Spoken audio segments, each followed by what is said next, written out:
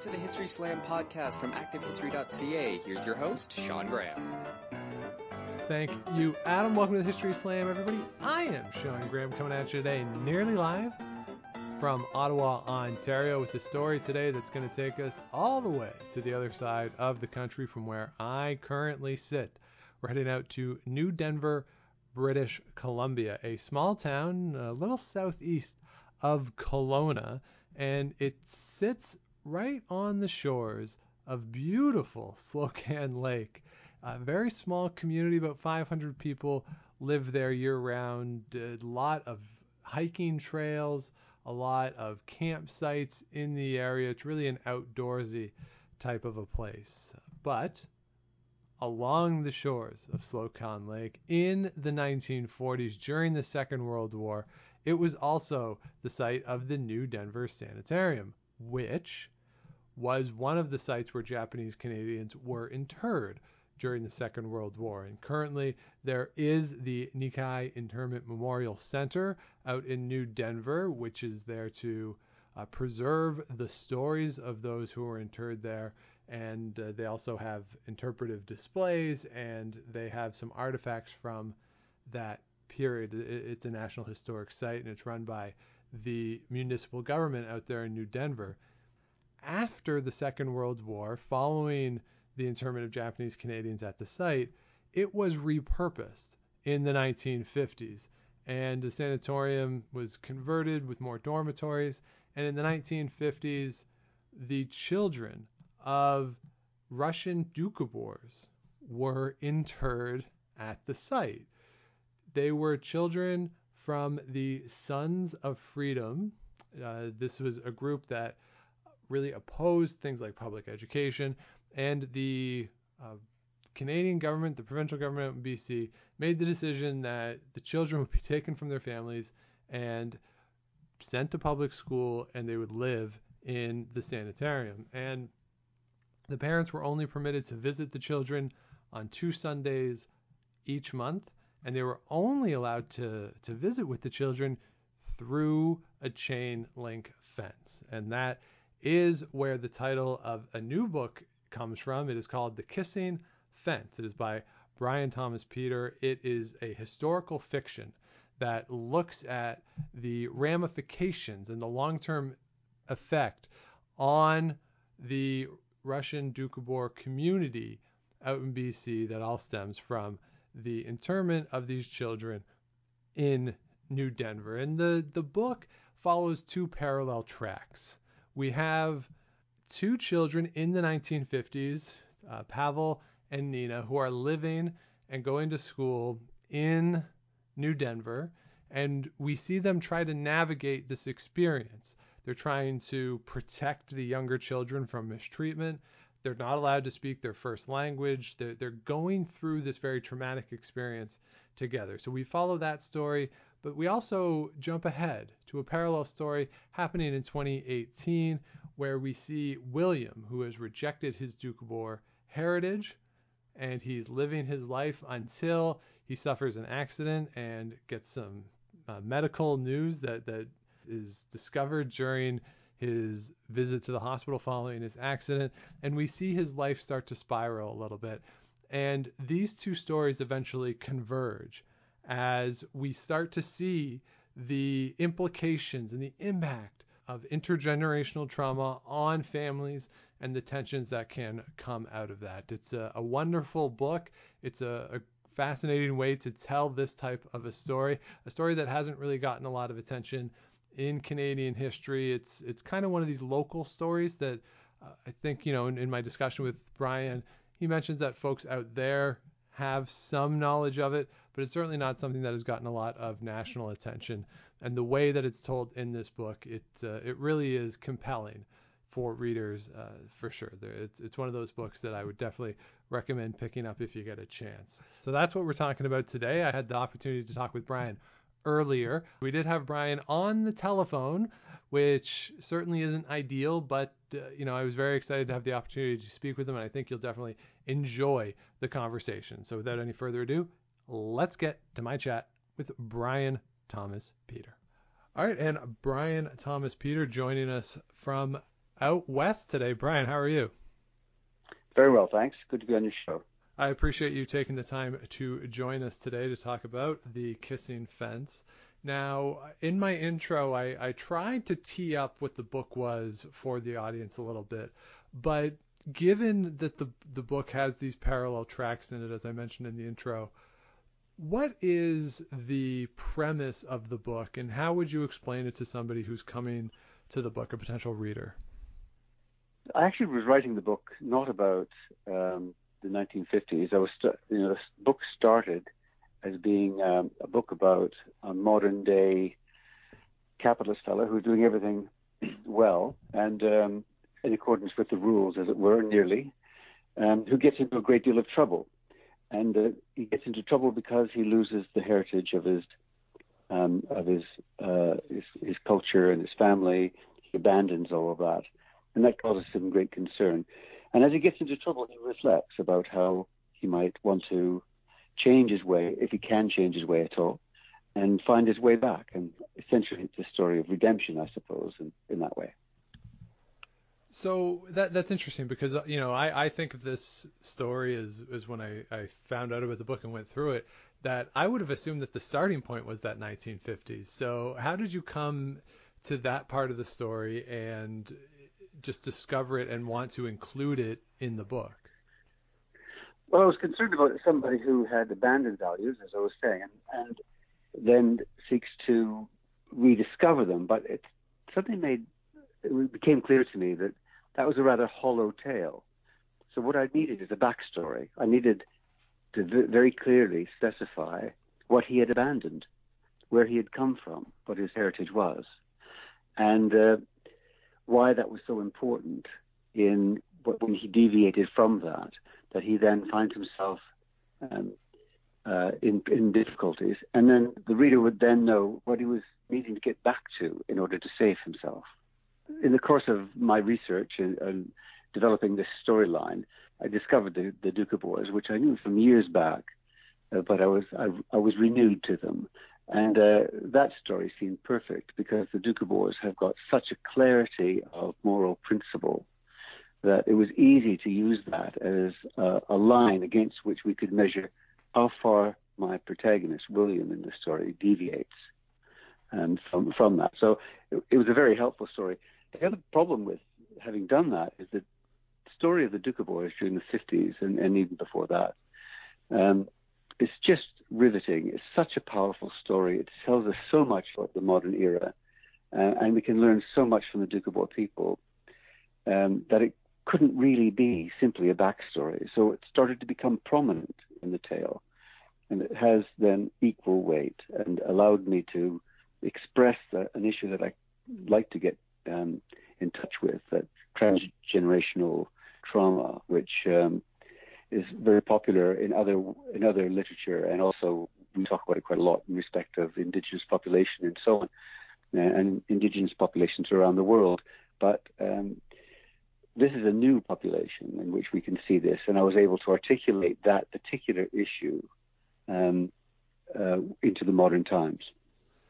So that issue, though, of the Doukhobors in Canada, and that being such an essential part of the story here, as a historian myself, I'm of course always curious as to how people go about, especially creative writers in particular, how they go about including historical content into their books. So for you, where is the balance in this particular story, especially since, again, the stuff from the 50s is coming later in the process? Where is the balance between going and doing that research, finding out about what happened to this particular group of people, versus the artistic license that you need in order to craft the story? That's an interesting one, and I think the answer is that my background is in clinical and forensic psychology. So in a sense, it's about telling individual stories. And it's not that different from describing character and identifying or implying what a particular individual does at a particular moment as a result of context. So how that fits into history is that history becomes alive for people, and particularly for me, I suppose, that when you understand the broad swathe of political, social, economic movements that are going on. And you trace the impact of that through a local community right down into a particular individual and then to a particular moment in time and a particular act. And that's not all that different, actually, from being a clinical and forensic psychologist, but it allows you a little bit more license, because you couldn't have that latitude, of course, to construct it in quite that way in the professional world, but in the literary world you can. And so that's the balance between a literary endeavor drawing on a broad swathe of history. And the challenge with the Doukhobors, of course, is there's so many challenges, but the particular ones is that there's just so many iconic experiences that they've gone through, and to choose one or two of them, as I've done in the book, and draw that thread right through to an individual, to a particular moment, even perhaps across generations, doesn't do justice to the whole of it. And so that's the limitation of that balance you're talking of. But that sort of leads into the next question then, about how much can one story be representative of a larger group and a larger experience. You know, you made reference to certainly Indigenous people, not just here in Canada, but around the world, and the stories of trauma. And you know, I'm certainly not an expert in this area, but you know, there has been stuff that has come out about how trauma gets passed down through the generations. So in this particular case, how much can this story that you're talking about, how much of it is specific to an individual versus being a representative example of the experience that a lot of people went through? Well, I would say quite a lot of it could be representative. It's not an iconic experience. This is not something that happens to an individual and is somehow unique to them. The threads that go through the life of my protagonist are not unique to him. The issues that happened to the children that were in the New Denver Sanatorium for 5.5 years, you know, the examples there are real examples. So I interviewed a number of children who were actually incarcerated for some time in New Denver, and I've used those stories and, of course, mixed and matched them and used dramatic license and so on to reveal them. But almost all of them start with a kernel of truth, and they are real events. So in respect of the children in New Denver, I feel confident that I've articulated a good deal of general issue that emerged. I know that because they've told me so. A number of the Doukhobor people have read those stories, and they feel that I've been reasonably faithful to the stories that they told me. But I also know that there were a number of people who experienced dislocation of geography and psychology and so on, who did things very much like one of my two protagonists, Pavel, who is one of the children who now then grows up and becomes a man during the course of the book. And then also my modern-day protagonist, William. Now, the events that have occurred to them are not dissimilar from the kind of events that happened to a number of people from that community. There was quite a lot of rejection of the Doukhobor values in favor of modern-day values with catastrophic effects. There was a number of people who steadfastly tried to maintain their allegiance to a Doukhobor way of life with disastrous consequences. Often they had difficulty finding their way back and holding the line of their beliefs. So, you know, I feel fairly confident that I've not turned this into use it as a tableau against which I was going to write another story. These are stories which really do depict events and the kind of events that happened to a number of people. So I feel it wouldn't be reasonable to say that these are individualized, out of context storylines. They're pretty true to what really happened. So you mentioned the sanatorium in New Denver, and this is a story that I certainly was unfamiliar with, and We talked before we started to record that this is very much a BC story, that a lot of sort of the experiences here are centered in British Columbia. Obviously, that's sort of where the story takes place. But I'm curious, what is the just awareness within British Columbia of the sanatorium in New Denver and what happened there, and how did you go about finding those people who had been there and earning their trust to have them feel comfortable giving you their stories that could be used in this book? I think to start with the awareness question, I don't think people are aware at all. And if you talk to anyone about Doukhobors, what they'll talk about is burning and nudity. And that's about it. They have very little awareness of what that burning and what that nudity signifies and where it comes from and what the role of the Canadian government was in causing it. And that was largely due to a very conservative depiction of the Doukhobor people and the Sons of Freedom, who are a subset of the Doukhobor people, which was promulgated by Sima Holt in a book in the 60s, which was entitled Terrorism in the Name of God. It was a completely myopic, distorted view of events and missed out some the critical events that led to the disruption of that community. But it became this sort of standard view. And interestingly, even on some websites where there have been some blogs that I've contributed to and or reports or reviews of the Kissing Fence, there have been a couple of retorts about me not taking into account, the terrible events that occurred. And people were, in other words, pushing back against a fairly liberal view of them. They didn't want the sense of being cast in the shadow. The authorities of the province being cast in the shadow of behaving improperly. They behaved absolutely terribly, and why anyone would want to support what happened is difficult to imagine. But there's still some pushback about that. To get on to your second question about how did I get involved with this community, it was by chance, really. I knew someone who knew someone, and I got an introduction. And it happened that the person I was introduced into the community, this is J.J. Verrigan, who is this kind of director, as it were. He'd hesitate to be called himself a leader of the Orthodox community of Doukhobors in Grand Forks and in BC.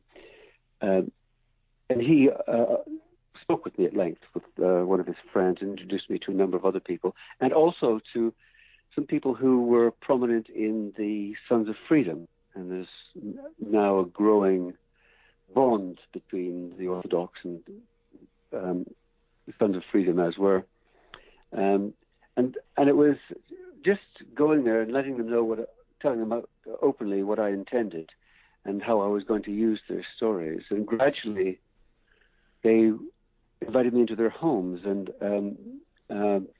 made me cups of tea, and we spoke for hours about their experience. And the thing that I really started to understand is that some of them hadn't spoken about their experiences for a very long time, and hardly at all. So it suddenly became an opportunity.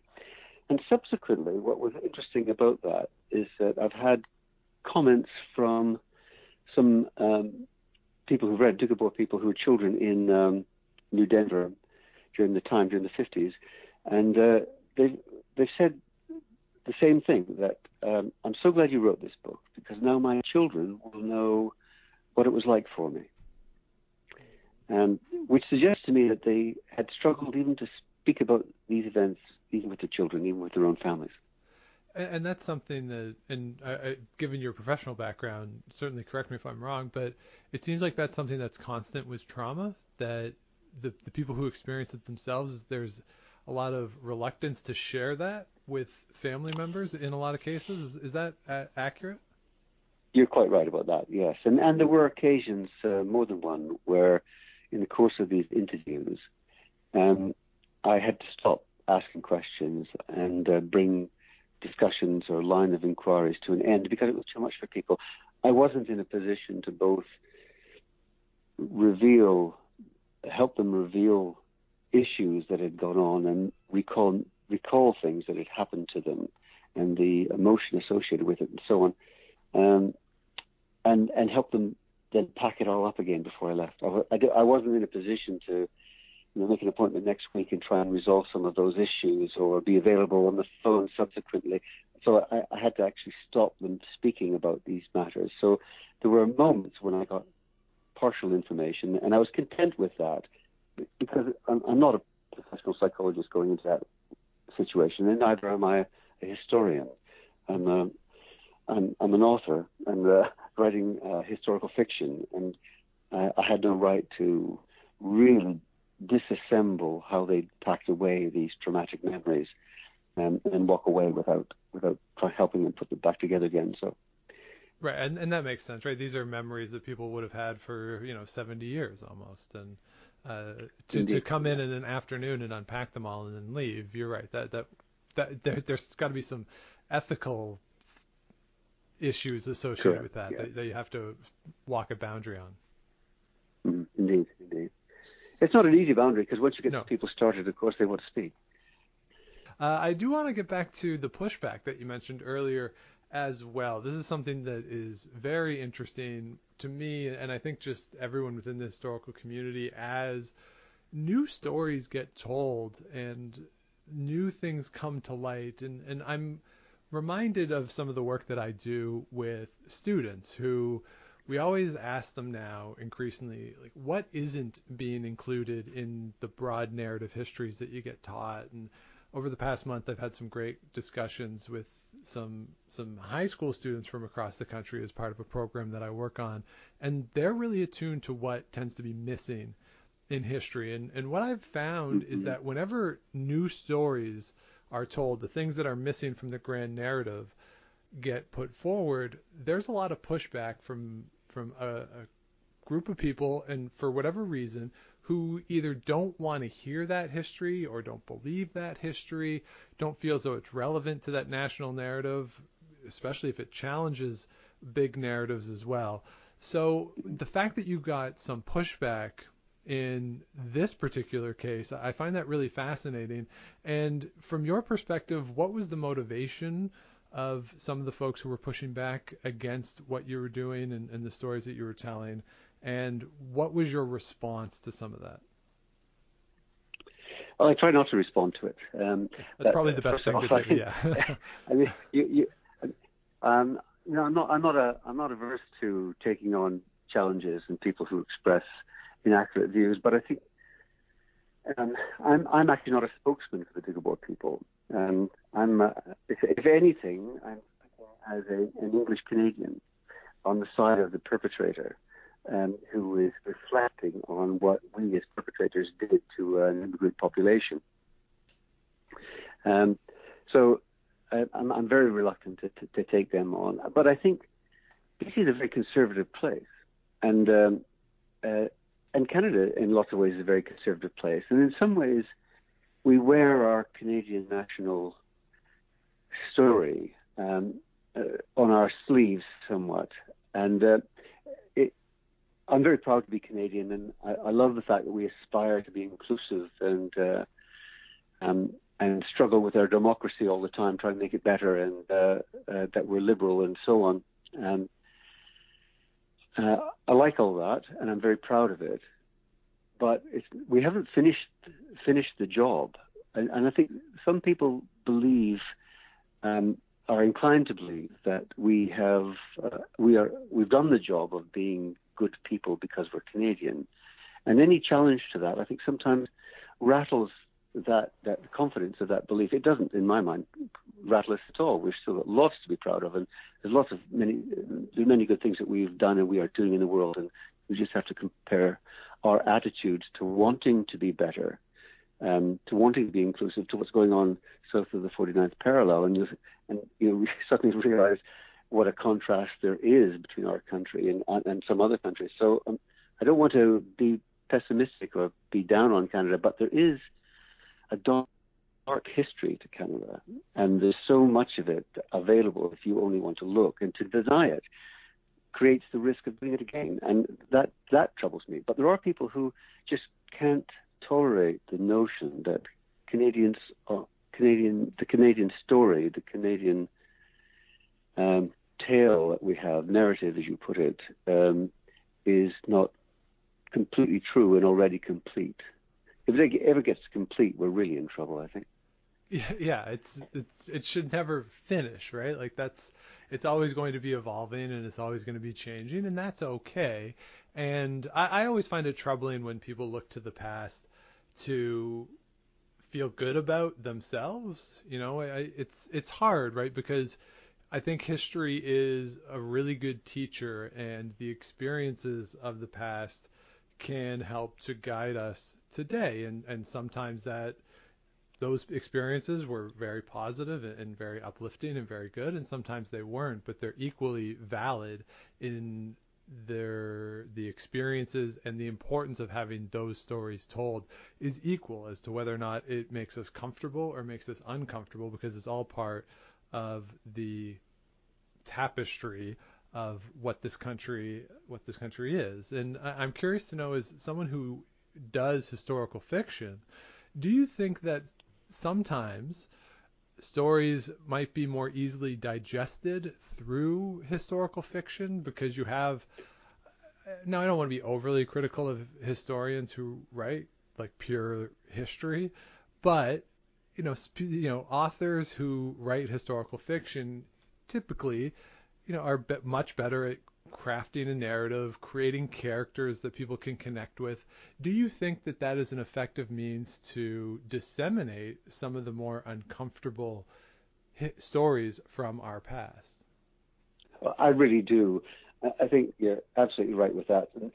And the reason is that history is fairly dry. I mean, there are exceptions. I don't know if you've ever read Stalingrad by Anthony Beevor, for example, which is there's an example where if you were to pick that book up and start reading it, it's very difficult to put it down. It's about 500 pages long, but it's a fabulously written, beautiful book.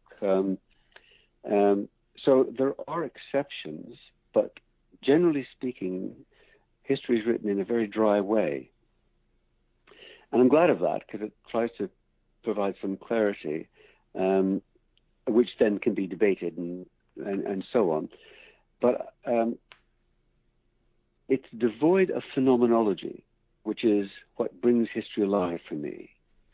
So the experience of the individual is critical in relating to the events of that time.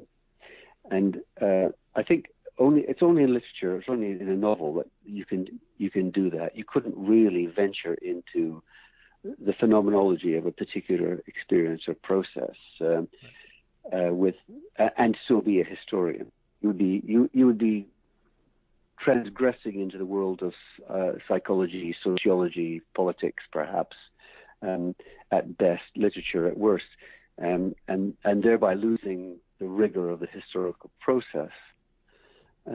So my sense is that historical fiction has the advantage of connecting people at an emotional level to that time period and those events in a way that they wouldn't be in history. And more than that, I'm not sure how many people browse the history section of bookshops. Right. I'm sure there are a lot, but there are many more who would browse the fiction bookshelves. Yes. Usually when I'm in chapters, I have to say that when I go over to the history section, I'm not usually having to elbow people out of my way. Exactly. And I guess that's how it should be. But we still have to find ways of telling a story and having a discourse. And, I have really enjoyed listening to some of the reviews of The Kissing Fence, which generally speaking have been very positive. But from time to time, I get that kind of surprise. Good heavens, did this really happen here? And that's exactly what I want people to say. I want people to say, good heavens, did we really do that? This was not all that long ago. And the consequences of what we had done in the 1950s, while the Canadian government and the BC government did, rumble to this day. They still have not been settled. And in fact, I heard today of a Doukhobor, a man middle-aged who from the Doukhobor community who became disengaged and was struggling despite being married and having children, took his own life. Today I heard that story. Oh, wow. And it was connected to the story of New Denver. So his parents connected to the story of New Denver. Children growing up, having their own children, but still struggling. A bit like how I described events in my novel, but not being able to cope anymore. And you don't get that in a history book, but the meaning of these events that happened in 1950 suddenly translated into a very emotional, real event right now. Nothing could be more powerful. The next most powerful is to do that in fiction, and that's what I've tried to do. Yeah, and I think too that it's easy sometimes. I don't know if it's easy, but it happens certainly for historians, that myself included, in some of the stuff that I've worked on in my career, that numbers become almost meaningless, and the larger the numbers come, the harder it is to generate meaning from them. So when you talk about war or other sort of violent things, and you talk about the amount of casualties, for instance, the numbers become so large that they're almost too large to comprehend. And it's hard for us to really tell that story in this macro way. But when you break it down to an individual and say, here's this person's experience, again, it's not always going to be representative of the whole, but it creates almost a human-to-human connection between the historian and the person who they're reading about. And then the same would happen as the historian goes and tells that story, the same way you would do as you tell people's stories. It creates more humanity than a pure, here's the raw numbers, here's the raw data would. And that's what I like about historical fiction, is that the I don't want to say the reintroduction of humanity, but maybe the focus on the humanity within these stories. Yes, you're so right about that.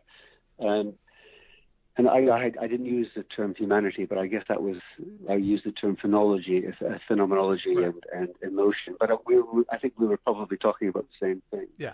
But there's another slight layer to that, just make it a slightly larger perspective. I'll give you an example of what I'm trying to say, is that sometimes history will concentrate on events, and the inference that you could draw from the action that occurs in those events is sometimes not really understood in the whole context of other events. So there was the example of Operation Cristova, or was referred to as Operation Snatch. It became known as that. When it was the 18th of January 1955, when the RCMP crashed through doors in Cristova and picked out and pulled children from their bed and their hiding places and took them away to New Denver. Children were screaming in terror and they're under the bed. It was really awful. So people heard the reaction to that, and subsequently there was a lot of reaction to it by the Doukhobors, and they were there was a great deal of distress expressed, and there was some surprise at the extent of that. After all, these children who the province thought were being neglected in their education, that's why they were being picked up, because they weren't in English school. They were being treated well when they were taken into New Denver. And so why are we having all this wailing and gnashing of teeth and so on? What people don't understand about that event, and this is where reading history dryly sometimes misses out, is that 2 decades before that, 352 children were picked up, and their parents were arrested for nudity, put on Piers Island, just off Victoria, as a prison island. But of those 352 children, there were 3 babies who went missing and were reported to have died with no record or consequence or outcome. other of those 352 children were sent to reform schools. Some were fostered, some were adopted, some were lost to the community and never got back. It's possible that there are still Doukhobor children out there who don't know the Doukhobor as a result of those events. And so when the RCMP came through the doors in Crestova just 2 decades later, it was the remaining children who knew of that experience. And some of their peers would have been those disappeared, who had their own children taken away in New Denver. So it wasn't just a common anxiety or fear that was going on about your children being taken away by the authorities, which would be traumatic enough. It was that terror was in the DNA. There's a different order of terror. They really genuinely believed at that moment that their children may never be seen again. And history doesn't get that. You only get that from understanding the experience of those mothers who were effectively fought off the police from having their children moved, and that community who subsequently tried to hide the children for years afterwards in various cunning ways, making more and more clever ways of hiding them from the police who were still hunting the children for years afterwards. These are extraordinary events, but I don't think history would ever really capture the meaning of that for that community and understand why when all the children came out, and there's so much discontent in that community, and suddenly they had an influx of 150 children who were militant and angry. Right. It's absolutely no wonder why the Kootenays were on fire for the better part of a decade.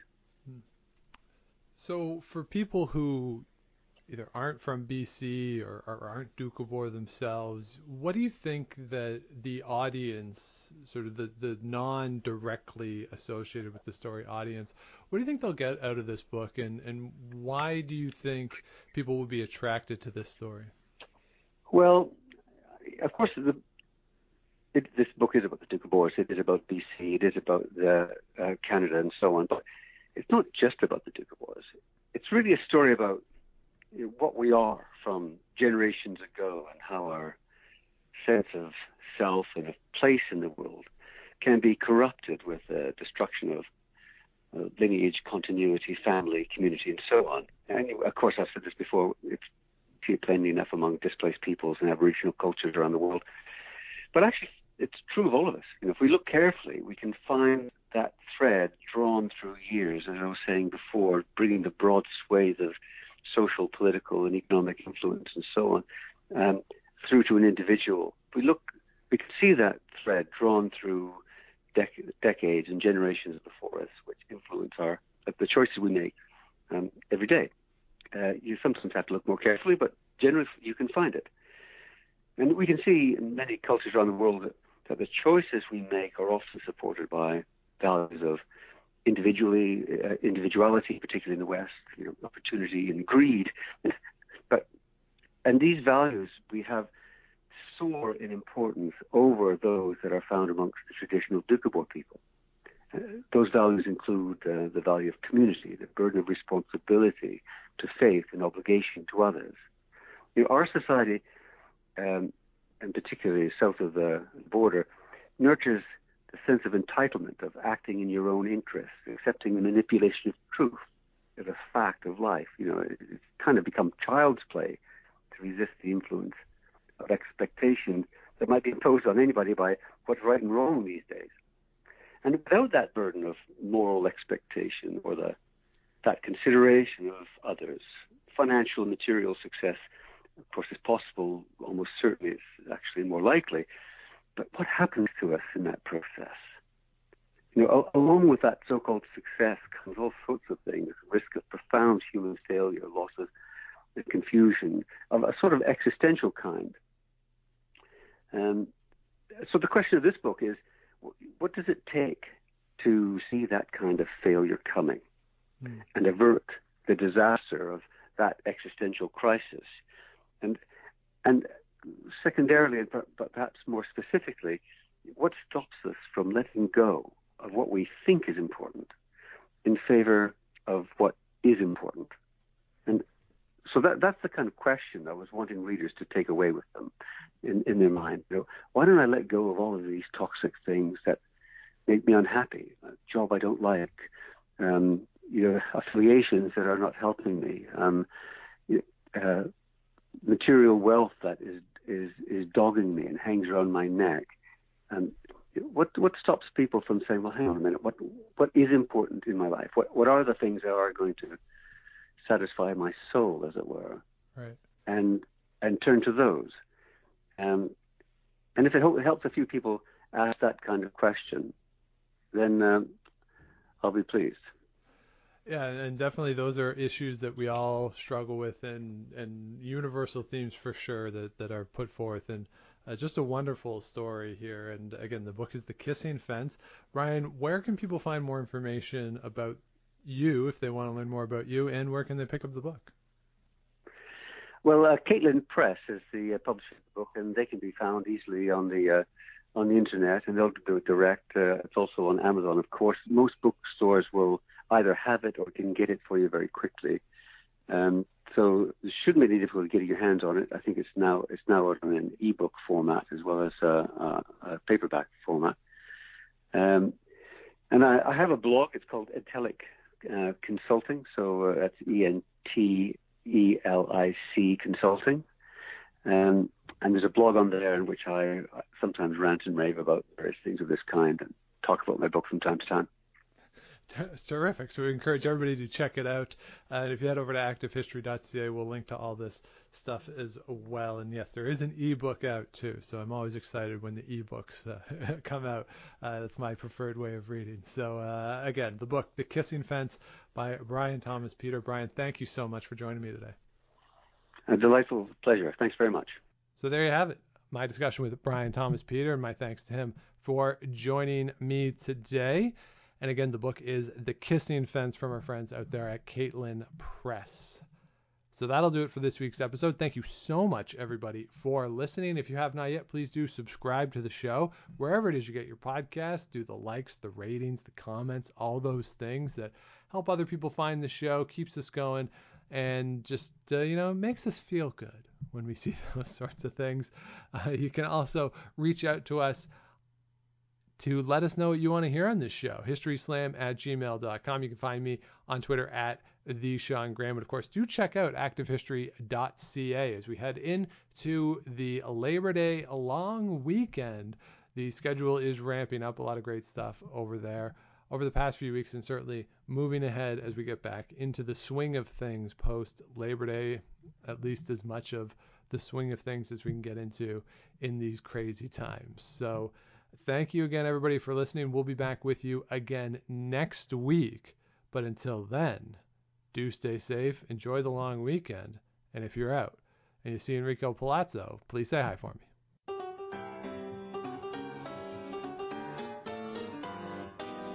Thanks for listening to the History Slam podcast. Be sure to check out Active History for more features, articles, and be sure to subscribe on iTunes.